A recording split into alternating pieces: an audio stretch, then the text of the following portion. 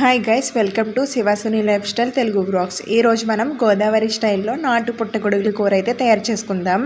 వీటి కోసం మనం నాటు పుట్టగొడుగులు అయితే తీసుకురావాలండి. ఇవి పల్లెటూరులో అయితే చాలా ఈజీగా మనం తెచ్చుకోవచ్చు. పుట్టల్లో వెళ్ళి తెల్లవారుజామున అలాగ తెచ్చుకోవాలండి. ఇవి వర్షాలు పడినప్పుడు బాగా వస్తూ ఉంటాయి. మాకైతే ఇవన్నీ ఫ్రీగానే వచ్చాయి. అదే సిటీలో అయితే మనకి చాలా ఎక్కువ కాస్ట్ ఉంటాయండి. ఇవైతే ఒక 500 రూపీస్ అలా ఉంటాయి. మీకు కూడా పుట్టగొడుగులు దొరుకుతాయా లేదా కామెంట్ సెక్షన్లో కామెంట్ చేయండి.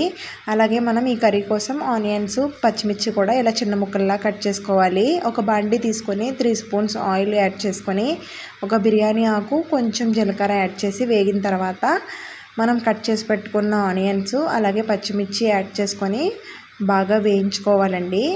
కర్రీ మనకి ఎంత బాగుండాలంటే ఫస్ట్ మనం ఆనియన్స్ని చిన్నగా కట్ చేసుకొని బాగా వేగించుకుంటే, దగ్గరగా అయ్యేంత వరకు వేయించుకుంటే మనకి కర్రీ అంత బాగుంటుందండి. కాబట్టి ఆనియన్స్ బాగా దగ్గరికి వేగేంత వరకు వెయిట్ చేయండి.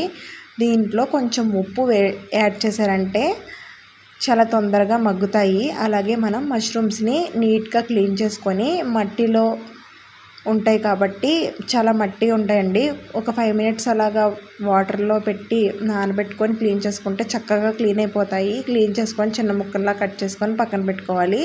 తర్వాత ఆనియన్స్ బాగా వేగిన తర్వాత టమాటోస్ యాడ్ చేసి మనం కట్ చేసి పెట్టుకున్న మష్రూమ్స్ని కూడా యాడ్ చేసేసుకొని హై ఫ్లేమ్లో ఒక 2 మినిట్స్ అలా ఉంచుకుంటే పసుపు కూడా యాడ్ చేయండి.